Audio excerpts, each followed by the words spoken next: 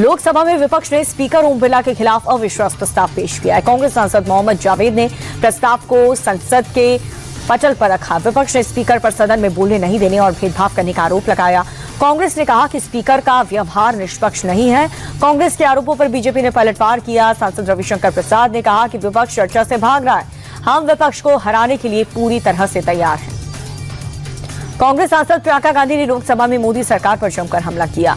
Speaker के खिलाफ अविश्वास प्रस्ताव पर चर्चा के दौरान प्रियंका गांधी ने कहा कि सरकार को सच सुनना अच्छा नहीं लगता, इसीलिए नेता विपक्ष जब भी बोलते हैं तो उनका माइक ऑफ कर दिया जाता है। नेता विपक्ष राहुल गांधी सदन में सच बोलते हैं और इसीलिए सरकार को उनसे दिक्कत है। प्रियंका ने कहा कि राहुल गांधी एकमात्र ऐसे व्यक्ति हैं जो इस सरकार के सामने कभी नहीं झुकते हैं। स्पीकर के खिलाफ अविश्वास प्रस्ताव पर बहस के दौरान कांग्रेस सांसद गौरव गोगोई ने कहा कि यह प्रस्ताव किसी व्यक्ति के खिलाफ नहीं है। हम प्रस्ताव लाकर के खुश नहीं हैं, लेकिन सदन की गरिमा की रक्षा के लिए यह प्रस्ताव लाना पड़ा। कांग्रेस सांसद ने कहा कि स्पीकर सरकार की नहीं, पूरे सदन की आवाज है, उन्हें निष्पक्ष होना चाहिए। स्पीकर के लिए पक्ष और विपक्ष समान होने चाहिए। नेता विपक्ष को बोलने नहीं दिया जाता। बजट सत्र के दूसरे चरण के दूसरे दिन सदन में फिर से हंगामा हुआ। लोकसभा की कार्रवाई शुरू होते ही विपक्षी सांसदों ने जमकर बवाल काटा। एसआईआर के मुद्दे पर जमकर नारेबाजी की। वोट चोर गद्दी छोड़ के नारे लगाए। प्रश्नकाल के दौरान कृषि मंत्री शिवराज सिंह चौहान जवाब देने के लिए जैसे ही खड़े हुए वैसे ही विपक्ष ने हंगामा करना शुरू कर दिया। शिवराज ने पलटवार करते हुए ये कहा कि विपक्ष का तमाशा पूरा देश देख रहा है। एआई समिट में यूथ कांग्रेस के कार्यकर्ताओं ने शर्टलेस प्रदर्शन किया। बीजेपी आरोप लगाती थी कि प्रोटेस्ट की प्लानिंग राहुल गांधी के घर पर हुई थी। अब राहुल ने एक बयान देकर के इन आरोपों को कुछ हद तक साबित भी कर दिया। राहुल ने पहले यूथ कांग्रेस वालों को बब्बर शेर कहा था, अब उन्होंने कहा कि एआई समिट में यूथ कांग्रेस वालों ने अपना काम कर दिया। महिला कार्यकर्ताओं को संबोधित करते हुए राहुल ने यह कहा कि एआई समिट में यूथ कांग्रेस ने काम तमाम कर दिया है। एआई समिट पर शर्टलेस प्रदर्शन करने वाले यूथ कांग्रेस कार्यकर्ताओं को राहुल गांधी की शाबाशी मिलने पर बीजेपी हमलावर है। बीजेपी प्रवक्ता संबित पात्रा ने प्रेस कॉन्फ्रेंस करके राहुल गांधी की तुलना गद्दार से कर दी।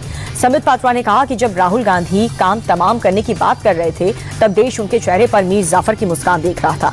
सिर्फ गद्दार को ही अपने देश को गिरते हुए देख करके खुशी होती है। अब ये साबित हो गया है कि राहुल गांधी भी भारत को अपमानित और बदनाम करने की योजना के आर्किटेक्चर, योजनाकार और उसके कर्ता धर्ता थे। तृणमूल देश में मुख्य चुनाव आयुक्त ज्ञानेश कुमार के खिलाफ महाभियोग लाने की तैयारी में है। बताया जा रहा है कि इसके लिए टीएमसी ने इंडिया गठबंधन के साथियों के साथ बात कर ली है। गठबंधन में सहमति भी बन चुकी है। टीएमसी महाभियोग के प्रस्ताव की ड्राफ्टिंग कर रही है। बता दें कि सीसी इस वक्त बंगाल दौरे पर है। हावड़ा में टीएमसी ने आज उनके काफिले को काले झंडे दिखाए। कल भी सीसी का कालीघाट मंदिर के बाहर काले झंडे दिखाए गए थे।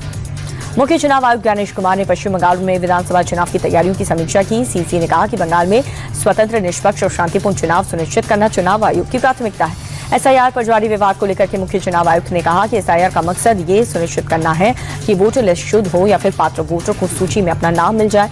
सीसी ने आश्वासन दिया है कि एसआईआर में किसी भी पात्र वोटर का नाम नहीं कटेगा।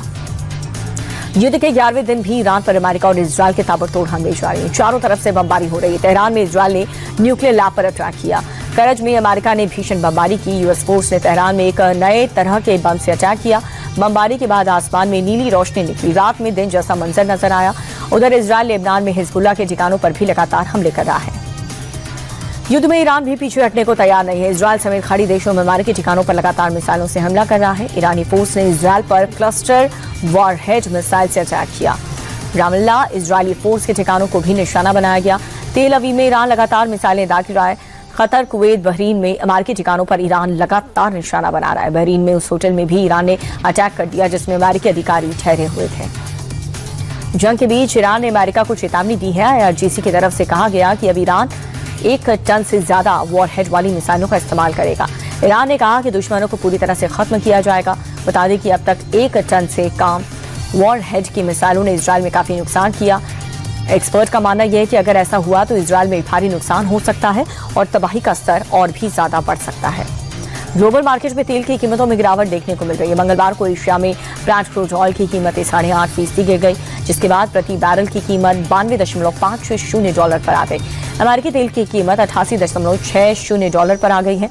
अमेरिकी राष्ट्रपति डोनाल्ड ट्रंप के युद्ध को जल्द खत्म करने वाले बयान के बाद से कीमतों में गिरावट दर्ज की गई।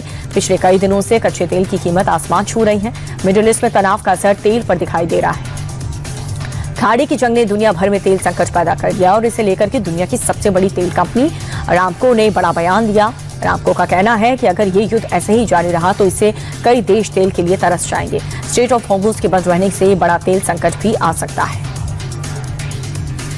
दुनिया भर में तेल की किल्लत जारी है, लेकिन भारत के पास फिलहाल पर्याप्त स्टॉक पड़ा हुआ है। स्ट्रेट ऑफ हॉर्मुज़ के अलावा बाकी सोर्सेज से 70% तेल मंगाया जा रहा है। सरकार ने पहले ही साफ कर दिया कि फिलहाल पेट्रोल डीजल के दाम नहीं बढ़ेंगे। रही बात एलपीजी की, तो बुकिंग टाइम्स बढ़ाने के साथ आउटपुट को भी 10% बढ़ा दिया गया। कमेटी के जरिए शॉर्टेज की निगरानी हो रही है। सरकारी सूत्र इस बात की पुष्टि कर रहे हैं। देश में बढ़ते कमर्शियल गैस संकट के बीच पीएम मोदी ने पेट्रोलियम मंत्री हरदीप सिंह पुरी के साथ बैठक की। हरदीप पुरी ने प्रधानमंत्री मोदी को मौजूदा हालात की पूरी इन्फॉर्मेशन दी। बैठक में विदेश मंत्री एस जयशंकर भी मौजूद रहे। बता दें कि मिडिल ईस्ट में जारी जंग के चलते दुनिया भर में तेल और गैस आपूर्ति प्रभावित हुई है, जिसका असर भारत में भी पड़ा है। देश में बड़े शहरों पर कमर्शियल गैस सिलेंडर की किल्लत हो गई, जिसका सीधा असर अब होटल और रेस्टोरेंट इंडस्ट्री पर पड़ रहा है। अमेरिका, इजरायल और ईरान के बीच छिड़ी जंग का असर भारत में तेल और गैस आपूर्ति पर पड़ रहा है। कमर्शियल गैस की भारी किल्लत हो रही है। इस बीच घरेलू की गैस की आपूर्ति सुनिश्चित करने के लिए सरकार ने आपातकालीन प्रावधानों के तहत एसेंशियल कमोडिटीज एक्ट लागू कर दिया। सरकार ने प्राकृतिक गैस की आपूर्ति को प्राथमिक सेक्टर्स के हिसाब से निर्धारित करने के आदेश दिए, ताकि घरेलू और आवश्यक क्षेत्रों को पर्याप्त मात्रा में गैस लीक और संकट के प्रभाव को कम किया जा सके। पेट्रोलियम मंत्रालय ने रिफाइनरी को एलपीजी प्रोडक्शन बढ़ाने के निर्देश दिए हैं, ताकि एलपीजी की किल्लत से लोगों की परेशानी न बढ़े। वहीं पेट्रोल, डीजल और एलपीजी की जमाखोरी और कालाबाजारी रोकने के लिए पेट्रोलियम मंत्रालय ने एक समिति का गठन किया है, जो होटल रेस्टोरेंट में एलपीजी की जरूरतों की जांच करेगी और उन्हें एलपीजी उपलब्ध कराने की कोशिश की जाएगी। तेल और गैस संकट को लेकर के विपक्ष ने सरकार पर सवाल उठाना शुरू कर दिया। समाजवादी पार्टी के सांसद रामगोपाल यादव ने साफ कह दिया है कि सरकार स्टॉक को लेकर के देश की जनता को गुमराह करेगी। सरकार की नीतियों से देश को नुकसान हो रहा है। वहीं जेएमएम सांसद महुआ माझी ने रांची में पेट्रोल पंप से लेकर के गैस एजेंसियों में लंबी कतार देखने को मिल रही है। सरकार को अपनी नीति स्पष्ट करनी चाहिए। मिडिल ईस्ट में चल रही जंग का असर देश में दिखने को लगा है। देश के बड़े शहरों में कमर्शियल सिलेंडर की किल्लत हो गई। मुंबई से लेकर के बेंगलुरु तक होटल, रेस्टोरेंट मालिक परेशान है। गैस सप्लाई न होने की वजह से रेस्टोरेंट बंद हैं या फिर बंद होने जा रहे हैं। आर्थिक राजधानी मुंबई में भी सप्लाई कम हो चुकी है। होटल मालिक एसोसिएशन के मुताबिक मुंबई में 20% होटल बंद हो गए। कुछ दिन तक ऐसी स्थिति बनी रही तो 4 से 5 हजार होटल आने वाले दिनों में बंद हो सकते हैं। गुजरात के नाडियाद में शराब माफियाओं के खिलाफ एक बड़ी कार्रवाई की जा रही है। ऑपरेशन बुलडोजर के तहत 1 करोड़ 21 लाख रुपए की विदेशी शराब को नष्ट कर दिया गया। कोर्ट के आदेश अनुसार पुलिस ने 42,000 से ज्यादा शराब की बोतलें बुलडोजर चलाकर के नष्ट की।